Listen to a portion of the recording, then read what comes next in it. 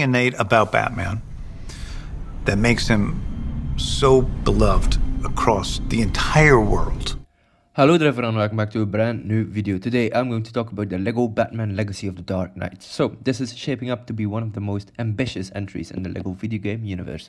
Here's a full breakdown of what we know so far, including insights from James Gunn and Jim Lee, respectively. Gameplay details, character lineup, and some critical reflections are also things I'm going to talk about in this video. So obviously, what is LEGO Batman Legacy of the Dark Knight? Well, obviously the title is LEGO Batman, The Legacy of the Dark Knight. Obviously the developers are Traveler's Tales, TT Games, publishers are Warner Brother Games, release date will be scheduled for 2026, platforms are PS5, Xbox Series XS, PC, Nintendo Switch, so not PlayStation 4 unfortunately, still need to buy a PlayStation 5, but that's gonna take a while I think. Obviously genre, focusing obviously on action-adventure, single player with local multiplayer options. The game explores multiple eras of Batman's legacy, from his origin and training to his return to Gotham.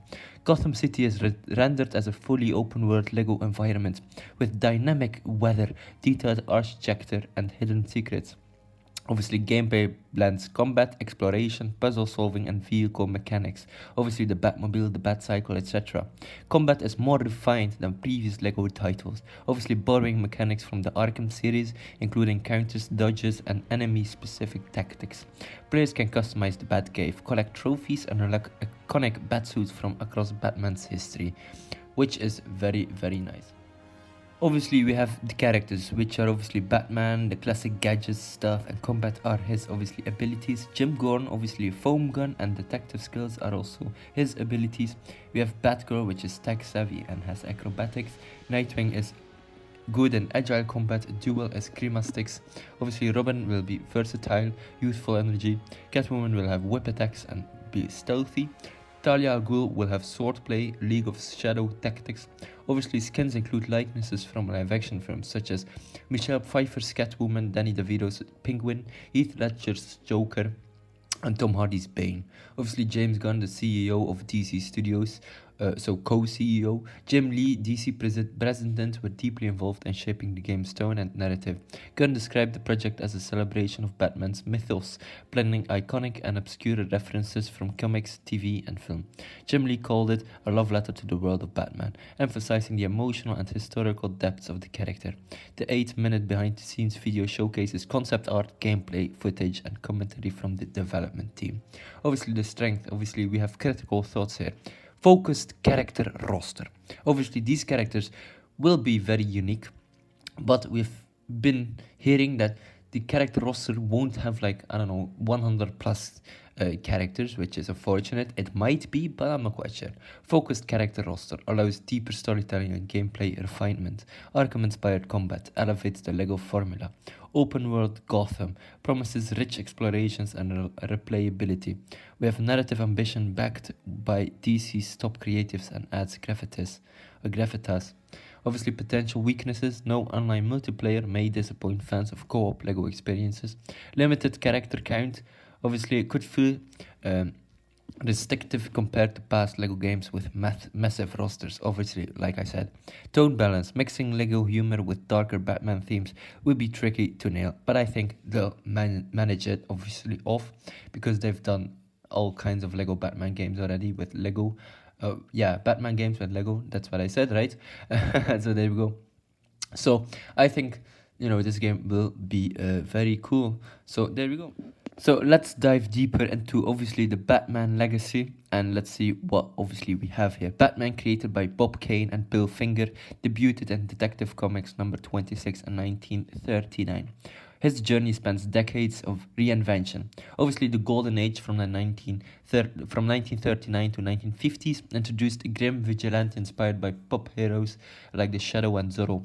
Early stories were dark, with Batman using guns and lethal force. Gotham was a noir city of crime and corruption. Obviously, Silver Age comics, 1950s to 1960s, shifted to campy, colorful adventures due to the Comic Code Authority, introduced whimsical characters like Batmite and Ace the Bat Hound. Obviously, the 1966 Batman TV show with Adam West cemented his obviously lighter tone. Writers like Danny O'Neill and Neil Adams returned Batman to his detective roots in the 1970s to the 1980s. Gotham became grittier and Batman more philosophical complex. This era laid the groundwork for The Dark Knight Returns. No, wait, the Batman Returns, right? Or wait, no. This era laid the groundwork for The Dark Knight Returns in 1986 by Frank Miller, a dystopian masterpiece that redefined Batman as a brooding anti-hero. Obviously, landmark arcs like Nightfall, Hush, and Court of Owls explored Batman's psyche, legacy, and relationships in the 1990s till now, I guess. Multiple Batman emerged from this era, obviously Dick Grayson, Jean-Paul Valley, and Jace Fox. Batman became central to DC's multiverse, appearing in Elseworlds, obviously Flashpoint, and Dark Knight's Metal. So, that's very, very unique. Obviously, the history of Batman goes, I think, Batman is already 80 or 70. How old is he? I think around 70 or something in total, right?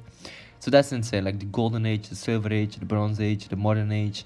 It's so interesting, very, very interesting to see what happened with the Batman eras throughout the years. So obviously, right now, James Gunn is also trying to make a brand new universe, and he's going to absolutely nail it, I think, because obviously he made Peacemaker, the Suicide Squad, Superman, the Peacemaker season 2 too, and so James Gunn's DCU launched in 2025 as a bold reboot called Chapter 1 Gods and Monsters. It's designed to be flexible, filmmaker driven, and deeply character focused. Obviously, Lou's 10-year plan. Gunn emphasizes adaptability, only greenlighting projects with strong scripts. Unified storytelling. Movies, shows, animation, and games are interconnected. Quality over quantity. Only 1 to 2 theatrical releases per year to avoid burnout. Obviously, right now we have Superman Legacy 2025, not an origin story, explores Clark's dual identity and moral compass. We have The Brave and the Bold. Obviously, Batman introduces a new Batman and his assassin-raised son, Damian Wayne. Supergirl, Woman of Tomorrow, cosmic sci-fi journey based on Tom King's comic. Clayface, R-rated body horror film about identity and transformation. Lanterns, HBO series with Hal Jordan and Jon Stewart solving Earth-based mysteries. The Authority, anti-heroes who take extreme measures to fix a broken world. Creature Commandos, animated series with monstrous heroes. Waller. Viola Davis returned as Amanda Waller in a political thriller. Paradise Lost. Game of Thrones style origin of Themyscira / the Amazons. Booster Gold. Time traveling hero with imposter syndrome. Obviously, Gunn wants each story to stand alone, yet contribute to a larger arc. He's open to pitches from creators, obviously as seen with Clayface, which began as a concept from Mike Flanagan. A Superman sequel, Man of Tomorrow, which will release, I guess, in 2027, features Lex Luthor and possibly, hopefully, Brainiac, blending heroism with moral ambiguity. But obviously, Brainiac is not yet confirmed, I think. I think it's most likely going to be Lex Luthor and Superman teaming up to fight a bigger threat, which obviously Lex Luthor wants to rule the world because he's a tech genius, right? And Superman is just kind. So if Brainiac were obviously, or maybe Zod, maybe that work. So you have these two different characters. Obviously, one wants to be a millionaire or whatever he is. Lex Luthor obviously wants to be the king of the world, right, and make dozens and dozens of bucks. And Superman just wants to be kind. So if those two characters combined, punch someone against the face together, right? Not standing alone. So maybe Brainiac, maybe General Zod, maybe another character like Parasite or I don't know, Doomsday or whatever. I don't know. But Brainiac, I hope Brainiac will be the villain of the second film, because I think Brainiac is very, very interesting. Obviously, James Gunn is very colorful with his movies and shows, and I think Brainiac would suit him perfectly. So Batman's legacy is a mirror of cultural shifts from pulp noir to physiological realism. Gunn's DCU is response to past missteps, prioritizing story-first filmmaking over rigid franchise formulas. The inclusion of The Brave and the Bold suggests Gunn sees Batman not just as a lone vigilante, but as a part of a flawed, evolving family, which is very interesting. So there we go. So obviously back to Lego Batman, The Legacy of the Dark Knight. Obviously now which obviously the game traces Batman's journey from a young Bruce Wayne training with the League of Shadows, and obviously, gets inspired by, I think it's The Ghost or whatever, which is very interesting, through his rise as Gotham's protector and into his legacy of the Dark Knight. Obviously, which is very, very cool, right? So there we go. Alright, guys, that's pretty much it for me today. So hopefully you enjoyed this video. Don't forget to like and subscribe, and let me know down in the comment section below if you're also hyped for this brand new Legacy of the Dark Knight Lego Batman video game. You know, I just love that Lego DC is trying to do their best yet again with a brand new video game. Obviously, James Gunn is also doing a great job at making movies and shows and stuff like that, so I'm a big fan of him too. And obviously, Jim Lee was also seen in this kind of small 8-minute documentary or whatever about the Lego Batman video game. It was really interesting to see like the big names of DC just talking about Batman, and also I guess the head of TT Games itself, or himself. It was really nice to see, and I really enjoyed watching that 8-minute video. So alright, ladies and gentlemen, hopefully you enjoyed this video. Don't forget to like and subscribe, and I will check you later. Goodbye everyone.